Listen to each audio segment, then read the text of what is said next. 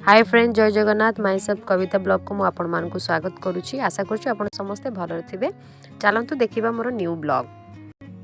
ये आपने देखुवे गोटे ग्रीन कलर आ गए लाइट कलर को नहीं गोटे नुआ डिजाइन गोटे स्टार्ट कर जहाँ तो बनई देखी तो यहाँ गोटे नुआ आकार गोटे नुआ डिजाइन भी बनईबी मुझे भावी मन में तो ये है मुझे करी यापर कौन कौन करूँ देखी मुझे स्टार्ट कली गोटे सैड्रु देखूँ एमती ही करी सेटा को रखीदेली सका खावाई बापा सका खाए तो खावाई टे भाविल आलू टे सीझे देकी आलू परोटा करदेवी तो से आलू परोटा भी करी तो खावा को देदेली। एवं मु मसला को ग्राइंडिंग करी मसला बनई जेहेतु आज माछ आनी भाकुर माछ मसला कर सारिकी आसिली भात बसई जाइली मसला करने मसला हो सारा आसिली देखिली भात होइछि कि नहीं भात हो सारा माछ तरकारी करी आपको देखेबी। देखु मु कड़ईटा बसई भर पोछि देली काले धूलाफुला पड़ी तो कड़ईटा गरम ही आसला तो से मुझे तेल पकेबी फास्ट तेल देवे सोरिष तेल तापर सोरिष तेल देलापर जहाँ आपण पाखे थी मैं जस्ट एबे तो खाली चीनी टी दूसरी जेहेतु माने कलर आसवाई चीनी देवे आ जहाँ आपण मान पाखे थी माने जमती कि जो कहती सुखिला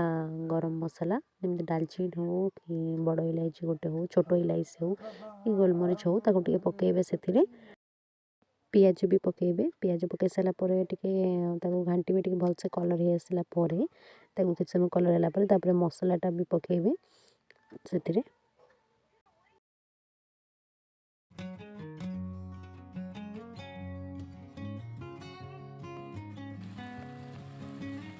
देवे से हल्दी गुंड पकेबे तापर हल्का टे लुण देवे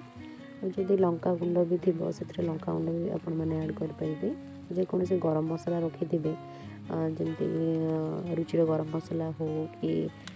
आपण पाखे धनिया गुंड थी जब चाहिए पकई पारे से सब जिन ऐड कर बहुत भल फ्लेवर आसे। ये माछ को मुझे गोल रखी तो मसला देखो हो आसला टे तो मसला हो आसला पानी देवी सहित पानी ऐड कराब पानीटा दे सारापर से पानीटा जो पूरा फुटब जोरे तो से मुझे माछटा को देवी।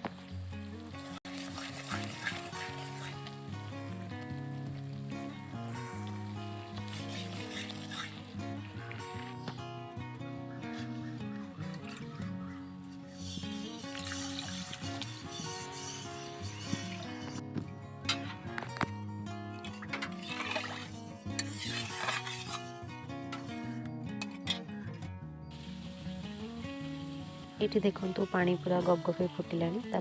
भितर माछटा को छाड़देवी तो माछ सब पकई सारा घोड़े देवी मिनिमम अध घंटा पर्यंत छाड़ी अध घंटा पूरा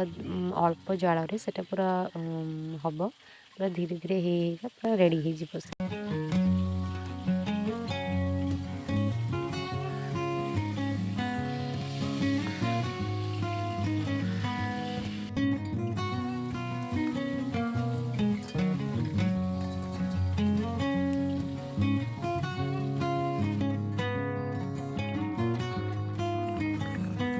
ये देखो से भल भाव पूरा हो आसला मुझे ओल्लैदेवी